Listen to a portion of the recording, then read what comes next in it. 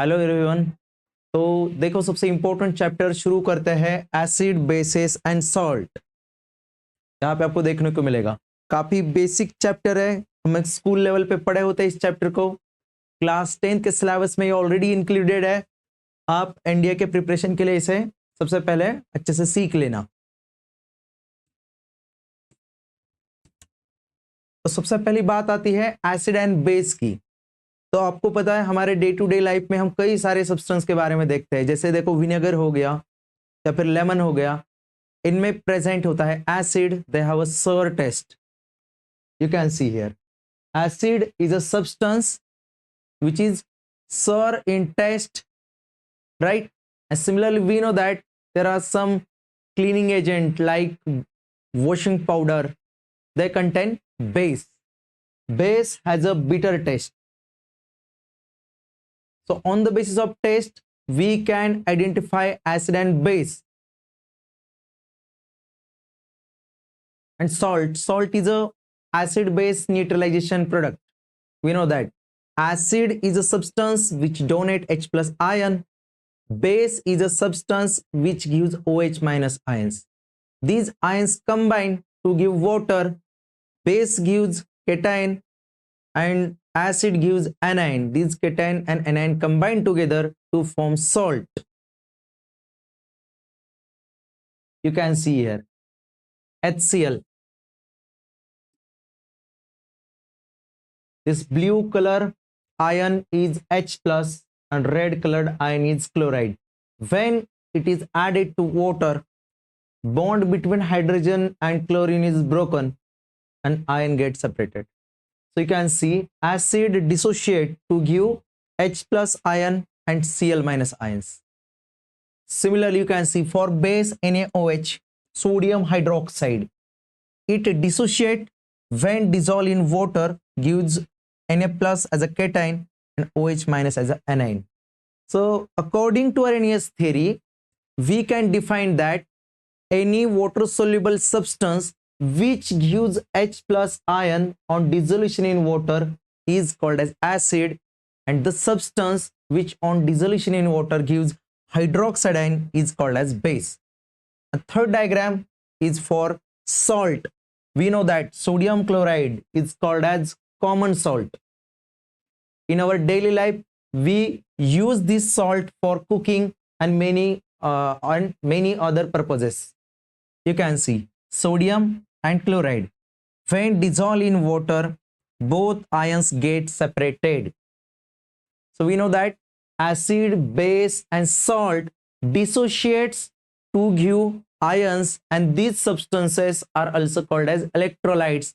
Their aqueous solution can conduct electricity.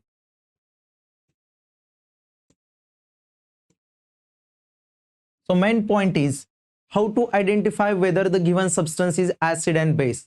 Already we have seen that acids have a sour taste and base have a bitter taste. But main problem is that we cannot taste each substance with our tongue. That may be dangerous in some cases. Some acids are deadly toxins, for example, hydrogen cyanide.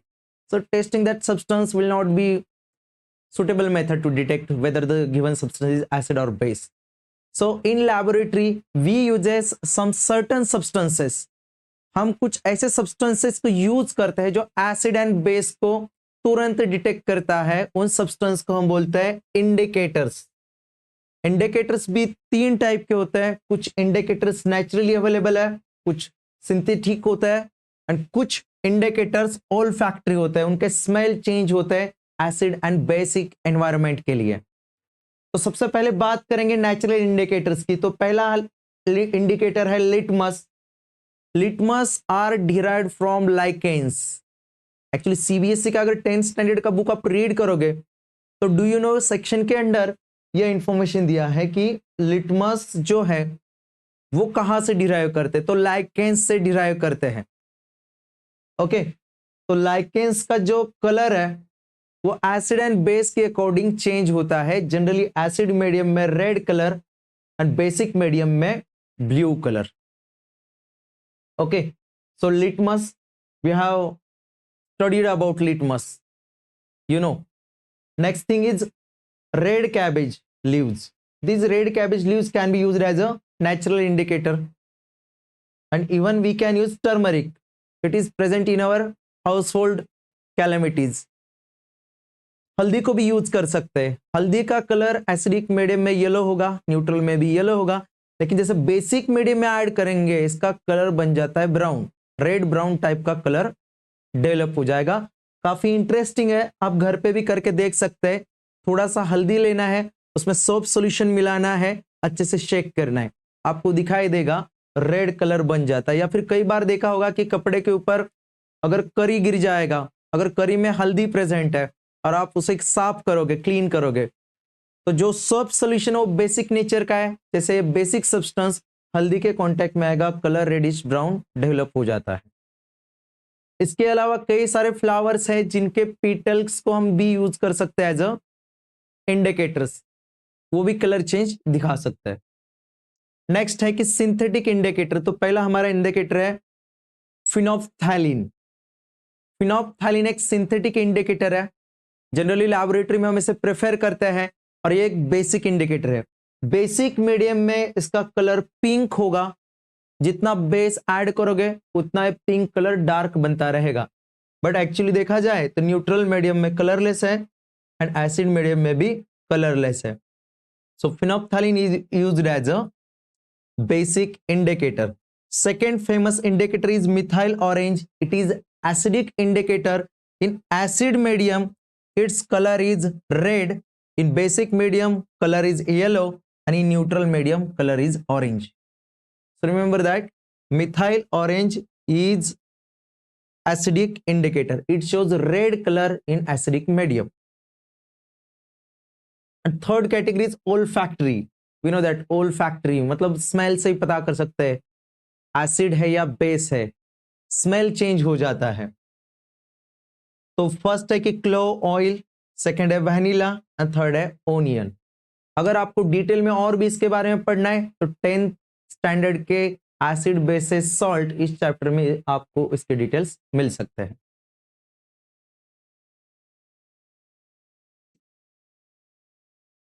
You can see in acidic medium phenolphthalein is colorless. In alkaline medium it is pink in color, and this is for methyl orange. We can see pH is 2, acidic pH is 7, neutral medium, so it has a orange color. And these are the litmus. You can see blue litmus in acidic medium turns red. जैसे ही हम blue litmus को acidic medium में deep करेंगे, acidic medium के कारण blue litmus का colour red बन जाएगा. और इसके अपोजिट क्या है, रेड कलर का इंडिकेटर अगर बेसिक सॉल्यूशन में मिलाएंगे तो उसका कलर ब्लू हो जाएगा. और एक पॉपुलरली हम इन्हीं लिटमस पेपर को यूज करने वाले हैं लैब में, कि जो हमें तुरंत बताएगा कि गिवन सब्सटेंस एसिड है या बेस है. तो चलो आगे शुरुआत करते हैं एसिड से. तो जैसे कि मैंने बताया था एसिड का टेस्ट, सभी लोगों को पता है कि एसिड का taste is sour taste, right. जैसे लेमन है, लेमन को टेस्ट करके देखिए क्या आता है टेस्ट. या फिर विनेगर है, विनेगर का टेस्ट आपको पता है. ऐसे कई सारे नेचुरली ऑकरिंग सब्सटेंस है जिनमें एसिड प्रेजेंट होता है. जैसे टोमेटो की बात करते हैं, स्पिनच की बात करते हैं, तो उनमें होता है ऑक्सैलिक एसिड. इसके अलावा आपको पता है लेमन में सिट्रिक एसिड प्रेजेंट है. अगर कर्ड की बात करते हैं दही की, तो दही में होता है lactic acid. So acid have a sour taste. And second, corrosive in nature. जैसे आपको पता है दही है, दही को हम कॉपर के वेसल में नहीं रख सकते. अगर रखा तो पता है आपको वो जो मेटल होगा उसका कोरोजन होने लगता है, वेसल अंदर से खराब होता है. इसलिए दही को कभी कॉपर के वेसल में हम नहीं रखते हैं, और रखना भी नहीं चाहिए, क्योंकि जो मेटल होता है एसिड के साथ रिएक्शन करता है और मेटल का कोरोजन हो जाता है. और ये भी पता है अगर कोई एक्टिव मेटल है, जैसे जिंक है, सोडियम है, पोटेशियम है, एक्टिव मेटल एसिड के साथ रिएक्ट करेगा तो हाइड्रोजन गैस भी लिबरेट कर देता है. एंड एक्विस सॉल्यूशन में भी ये भी देखा डेफिनेशन, कि H प्लस आयन रिलीज करता है, and on the pH scale we can see that pH of acid is less than 7. Its range is between 0 to 7. But at exact 7, we get neutral medium. Some examples, sulfuric acid. Sulfuric acid is called as king of chemicals. Because of its wide applications, it is called as king of chemicals. तो जब भी कोई आपको पूछेगा कि king of chemical कौन है, तो बोलना है sulfuric acid. Second one is hydrochloric acid. We know that it is present in a stomach. Digestive juice का एक कंपोनेंट है हाइड्रोक्लोरिक एसिड, डाइजेशन में हेल्प करता है.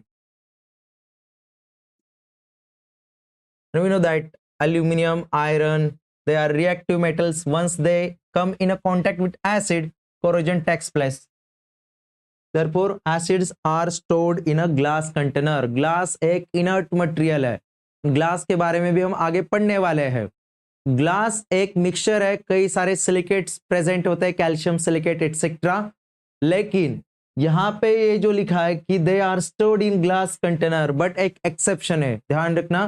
केमिस्ट्री एक एक्सेप्शनल साइंस है. यहाँ पे आपको हर रूल में कोई ना कोई छोटा सा एक्सेप्शन जरूर मिलेगा.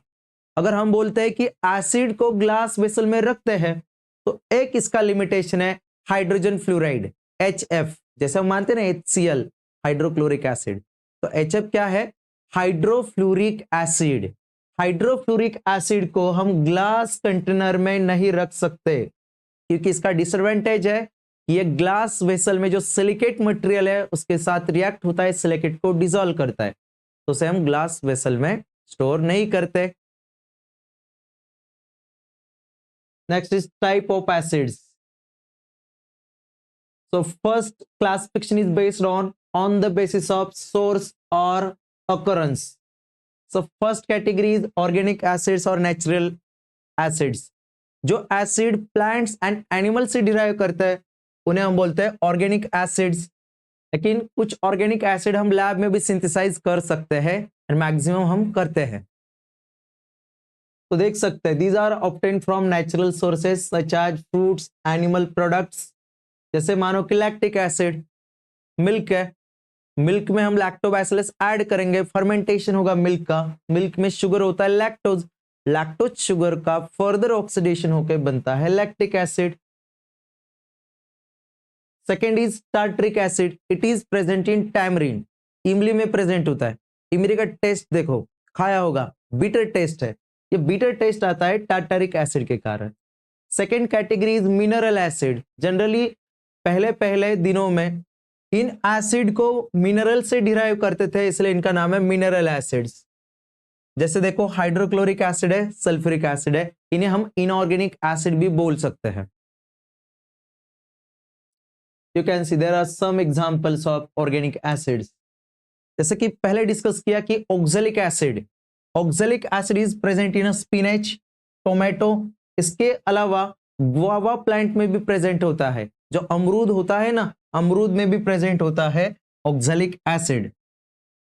लैक्टिक एसिड, सोर मिल्क, और ये भी लिख सकते हैं कि कर्ड, कर्ड में लैक्टिक एसिड प्रेजेंट होता है. Third is citric acid.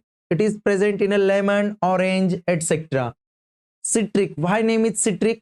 Because it is present in citrus plants. Citrus is a one type of classification of plant.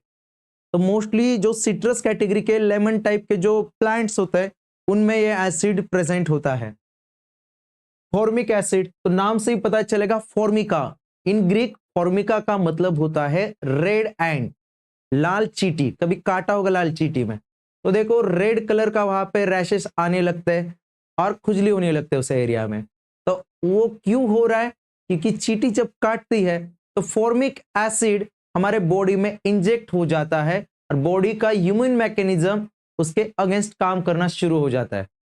इसलिए हमको उस एरिया में थोड़ा सा स्वेलिंग देखने को मिलता है, रेड कलर का एरिया हो जाता है. तो उस एसिड का नाम है फॉर्मिक एसिड.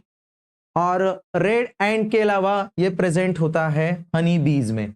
हनी बीज ने भी जब बाइट किया होगा तो आपको पता है एक पेन होता है, एक बर्निंग सेंसेशन महसूस होता है. और ये भी आपको पता है कि जब आपको हनी बाइट होगा, हनी बी बाइट होगा, तो उस अफेक्टेड एरिया को हम लगा सकते हैं baking soda. Baking soda basic nature का है, जो एसिड आपके बॉडी में इंजेक्ट हुआ था उसके कुछ अमाउंट को ही न्यूट्रलाइज करेगा और आपको थोड़ा सा रिलीफ मिल जाएगा। तो एक सिंपल सा एसिड बेस न्यूट्रलाइजेशन रिएक्शन है और कुछ नहीं। Next is acetic acid. तो ये एक्चुअली विनेगर में प्रेजेंट है। ये जितने भी सारे नेम है ना, ये सारे कॉमन नेम है और ये उनके सोर्स के बेसिस पे है। मैलिक एसिड एप्पल में है, आप देख सकते हैं। टार्ट्रिक एसिड टैमरिन में है। ब्यूटारिक एसिड ट्रांसिड बटर में होता है। एस्कॉर्बिक एसिड आंवला में। देखो एस्कॉर्बिक एसिड विटामिन सी का सोर्स है, ध्यान रखना। अमीनो एसिड्स जो होते हैं ना, they are basic units of proteins and there are 20 naturally occurring amino acids. आगे आगे हम सब डिटेल्स में पढ़ने वाले हैं, एक एक जस्ट आपका इंट्रोडक्शन था। Mineral acids, hydrochloric acid present in a gastric juice, nitric acid HNO3, sulphuric acid HTSO4, phosphoric acid H3PO4, boric acid H3BO4.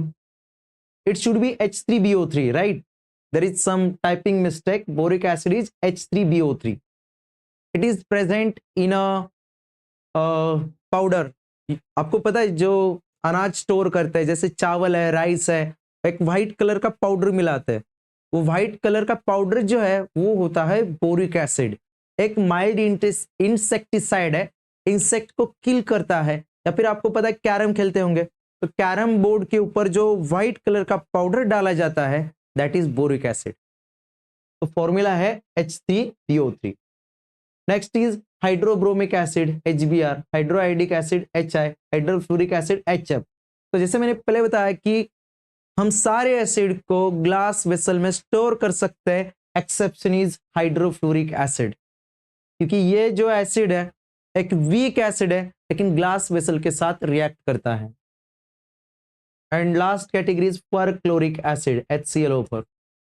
Next types of acids depending on amount of water present in it, मतलब हम कितना solvent use करते हैं उसी के basis पे दो category है। फर्स्ट टाइप है concentrated acid and second category है डाइल्यूट एसिड। कॉन्सेंट्रेटेड एसिड की बात करेंगे तो इसमें अमाउंट ऑफ सोल्यूट ज्यादा है। सोल्यूट क्या होगा तो एसिड। एसिड का अगर क्वांटिटी ज्यादा है तो सोल्यूशन को हम बोलते हैं concentrated solution. It contain only small quantity of water, यानी सॉल्वेंट जो है काफी कम क्वांटिटी में है। डाइल्यूट एसिड की बात करेंगे it contain more water than concentrated acid, जिसमें ज्यादा से ज्यादा वाटर कंटेंट प्रेजेंट है उसे हम बोलते हैं डाइल्यूट एसिड्स। तो डाइल्यूट एसिड कैसे बनता है? बेसिकली देखो एक लैब प्रिकॉशन होता है, एसिड है कॉन्सेंट्रेटेड और एक इसमें सॉल्वेंट वाटर है। अगर हमें डाइल्यूशन करना है तो क्या करोगे? एसिड वाटर में डालोगे या वाटर में एसिड डालोगे? तुरंत कमेंट करना है आपको नीचे, ठीक है। तो बात यह है कि जब एसिड का आप डाइल्यूशन करते हो तो एक एक्सोथर्मिक रिएक्शन है जिसमें हीट रिलीज होता है। तो बेटर तो यह रहेगा कि आपको एसिड वाटर में ऐड करना है with drop wise and constant stirring. आपको एक एक ड्रॉपर से ड्रॉप ऐड करना है along the wall of that container. मानो कि कंटेनर का वॉल है तो ऐसा एक ड्रॉपर लेना है, ड्रॉपर से एसिड इस वॉल की ऊपर डालना है ड्रॉप वाइज और साइमल्टेनियसली ग्लास रॉड से स्टरिंग करना है ताकि जो हीट रिलीज होने वाला है वो यूनिफॉर्मली उस सॉल्यूशन में डिस्ट्रीब्यूट हो जाएगा। अगर एक्सीडेंटली मान लो कि आपने क्या किया, एसिड लिया, एसिड में वाटर डाला, तो चांस है कि जो आपका कॉन्सेंट्रेटेड एसिड है सडनली स्प्लैश होगा, वो ऐसे उड़ सकता है, जैसे गर्म ऑयल है उसमें पानी डालता है वो उड़ता है सॉल्यूशन, उसी तरह से वो हजार्डस प्रैक्टिस हो सकता है। तो बेटर यह है कि जब भी डाइल्यूशन करते हैं तो ड्रॉप वाइज एसिड ऐड करना है वाटर में विथ कांस्टेंट स्टरिंग, तो उससे मिलता है डाइल्यूट एसिड। ये लैब प्रिकॉशन है, अच्छे से ध्यान रखना है।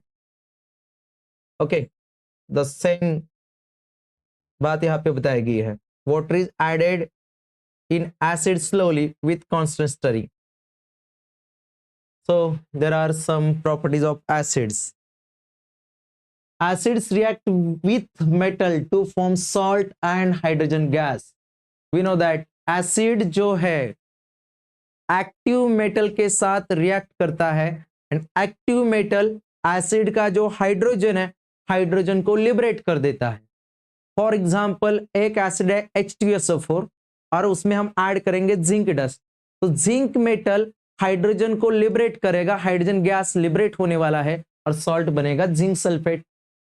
या फिर आप देख सकते हैं यहाँ पे कि मैग्नीशियम है, हाइड्रोक्लोरिक एसिड के साथ रिएक्ट किया तो मैग्नीशियम क्लोराइड बनेगा और हाइड्रोजन गैस लिबरेट होने वाला है। देखो यहाँ पे वो पूरा सेटअप दिखाया है, एक टेस्ट ट्यूब है, टेस्ट ट्यूब को ऊपर से सील किया, एक ट्यूब लगा है क्योंकि ये कलेक्शन ऑफ हाइड्रोजन के लिए हम ट्यूब लगाएंगे। एसिड है hydrochloric acid, dilute hydrochloric acid, concentrated use नहीं करना है क्योंकि वो थोड़ा सा हजार्डस हो सकता है, रिएक्शन एक्सोथर्मिक प्रोसेस है। तो डाइल्यूट एसिड है, जिंक ग्रैन्यूल्स ऐड करोगे तब मैग्नीशियम को भी आप यूज कर सकते हैं। यहाँ पे हमने जिंक ग्रैन्यूल को यूज किया, हाइड्रोजन गैस लिबरेट होगा, हाइड्रोजन गैस पे यहाँ कलेक्ट करेंगे, ये है हमारा सब सोल्यूशन। सब सोल्यूशन क्यों लिया? क्योंकि जैसे हमने देखा है सब सोल्यूशन में जैसे गैस पास होगा बबल्स रिलीज होंगे, फिर बर्निंग कैंडल से उस बबल को जलाएंगे तो एक साउंड प्रोड्यूस होगा, दैट इज पॉप साउंड। पटाखे फूटने की जैसे आवाज आएगी उसे हम बोलते हैं पॉप साउंड, और ये डिटेक्शन टेस्ट है फॉर्मेशन ऑफ हाइड्रोजन गैस के लिए। तो हाइड्रोजन गैस जो है कंबस्टिबल है, ध्यान रखना, तो फ्यूचर का ये एनर्जी सोर्स हो सकता है।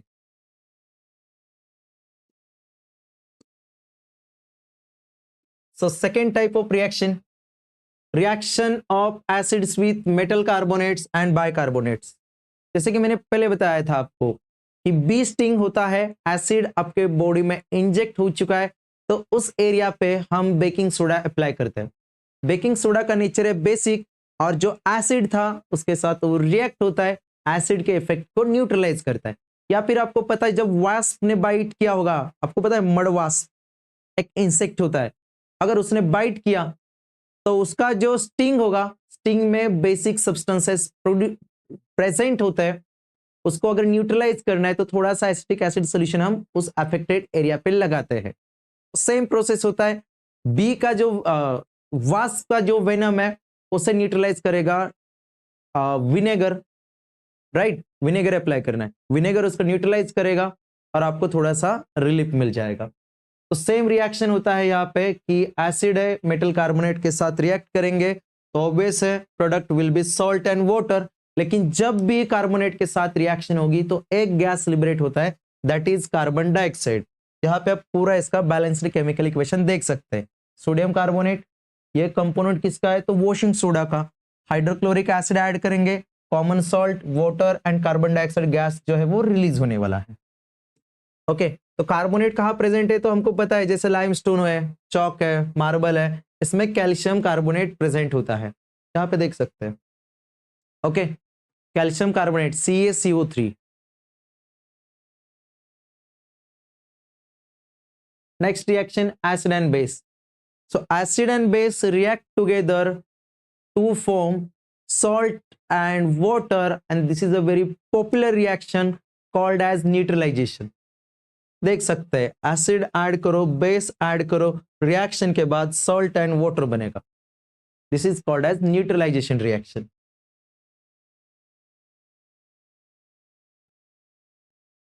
या फिर ये भी देख सकते हैं कि metal oxides in general, metal oxides are basic in nature, acid के साथ रिएक्ट होंगे तो ऑब्वियस है neutralization salt plus water. Okay, remember that, but there are some exceptions like aluminum oxide, zinc oxide, lead oxide, वो acid as well as base दोनों काम करते हैं तो उस कैटेगरी को हम एम्फोटेरिक ऑक्साइड बोलते हैं। But most of the metal oxide जो है ना वो बेसिक नेचर के होते हैं।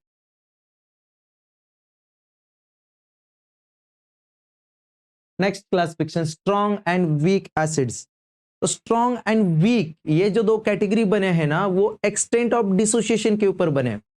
एक्सटेंट ऑफ डिसोसिएशन का मतलब क्या है कि अगर हम कोई एसिड या बेस वाटर में मिक्स करते हैं तो उसका आयनाइजेशन कितने एक्सटेंट में होता है वो हम देखते हैं। मान लो हाइड्रोक्लोरिक एसिड ऐड किया तो इसका ऑलमोस्ट कंप्लीट आयनाइजेशन हो जाता है H+ एंड Cl- में। मैक्सिमम एक्सटेंट ऑफ आयनाइजेशन होने के कारण इस एसिड को हम स्ट्रॉन्ग एसिड बोलते हैं। एंड मान लो कोई कार्बन कंटेनिंग एसिड है, कार्बोक्सिलिक एसिड, जैसे देखा है कि एसिटिक एसिड वाटर में आप मिलाओगे तो वो भी आयनाइज होगा, acetate ion and H plus ion देगा, but comparatively extent of ionization जो है वो काफी कम रहेगा, काफी स्मॉल एक्सटेंट में आपको H प्लस आयंस मिलेंगे, दैट्स वाई उस एसिड को हम बोलते हैं वीक एसिड। ध्यान रहे एक्सटेंट ऑफ डिसोसिएशन पे सब डिपेंड करता है। तो देखो strong acid when all molecules of a given amount of an acid dissociate completely in a water to furnish their respective ion, that is H plus ion, and weak acid जो partially dissociate होता है, small amount में H plus मिलता है। जैसे diagram से देख सकते हैं, ये मानो कि हाइड्रोक्लोरिक एसिड, तो ऑलमोस्ट सारे मॉलिक्यूल डिसोशिएट हो चुके हैं, H प्लस Cl माइनस सारे इंडिविजुअल आयंस सेपरेट हो गए हैं यहाँ पे। And on the other hand यहाँ पे देख सकते हैं ये कोई वीक एसिड है, एसिटिक एसिड, तो देखो सिर्फ कुछ थोड़े मॉलिक्यूल है जो आयनाइज हो चुके हैं। There are some examples you can see, hydrochloric acid, nitric acid, hydro iodic acid, etcetera etcetera. And similarly you can see weak acids, right, sulphurous acid, right, this is hydrofluoric acid, normally HCl HBr HI, they are strong acids, but HF जो है वो weak acid है। इसके साथ साथ ये भी लिख सकते हैं कार्बोक्सिलिक एसिड्स, जितने भी ऑर्गेनिक एसिड है, कार्बन कंटेनिंग एसिड है, वो सारे वीक एसिड है।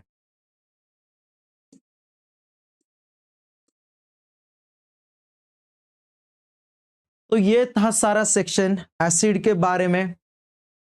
तो ध्यान रखना एसिड जो है सबसे पहले H प्लस डोनर है, एसिड सोर टेस्ट का है, एसिड का क्लासिफिकेशन देखेंगे तो सोर्स के बेसिस पे बनता है, नेचुरली अवेलेबल होते हैं कुछ एसिड जिन्हें हम ऑर्गेनिक एसिड बोलते हैं, और कुछ मिनरल से डिराइव होते हैं जिन्हें हम बोलते हैं इनऑर्गेनिक एसिड्स।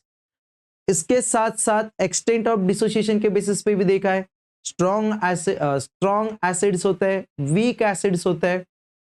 इसके साथ साथ प्रॉपर्टीज भी देखे हैं इसके बारे में।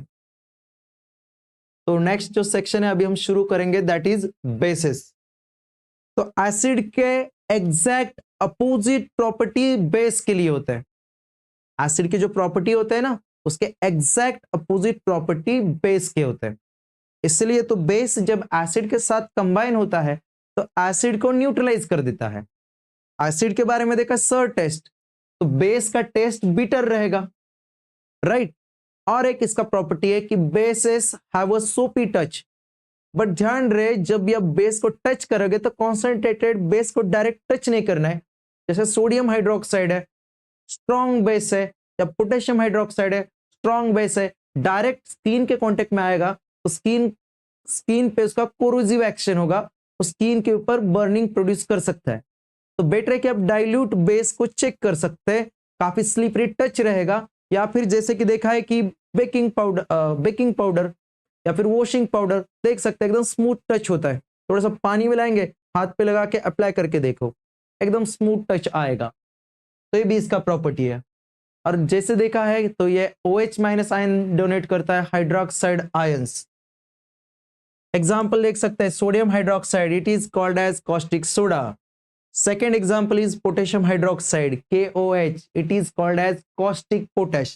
NaOH is caustic soda and KOH is caustic potash.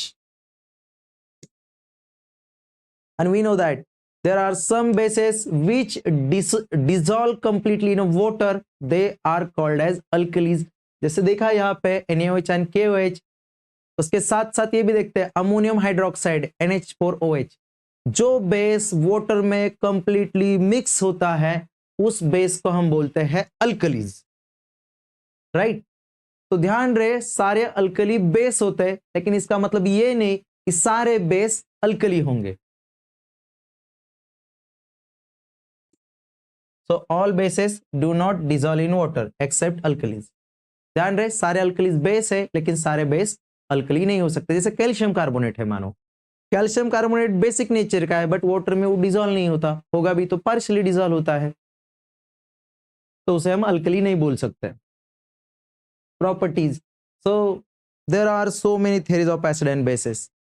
According to Arrhenius theory base gives hydroxide ion, and according to Lowry Bronsted theory base accept proton. means they accept H plus ion and get neutralized. Generally, they have a pH greater than 7. Stronger the base, higher will be the pH. On the with the help of litmus, we can detect its nature. It turns red, litmus blue. Solution feels slippery, and bases neutralizes acid.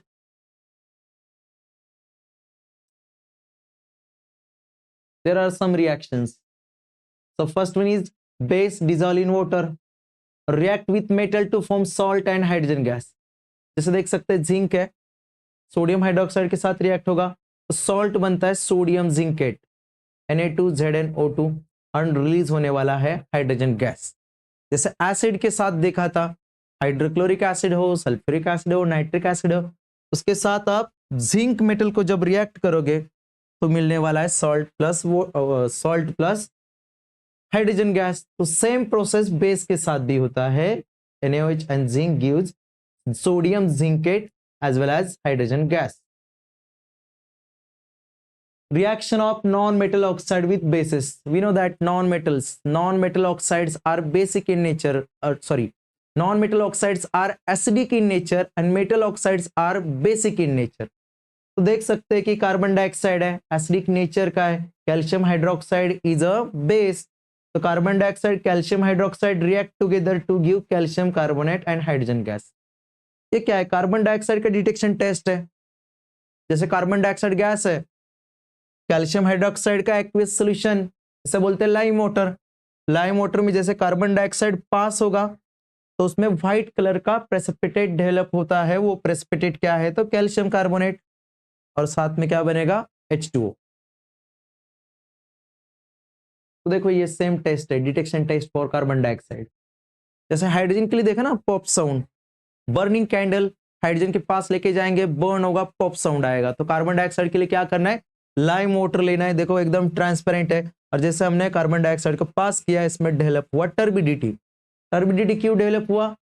एकदम simple reason है, salt जो बना है वो calcium carbonate water insoluble है, उसका एक white colour का सॉलिड इंसोल्यूबल मास बनेगा, जिसके कारण ये व्हाइट प्रेसिपिटेट डेवलप हो चुका है।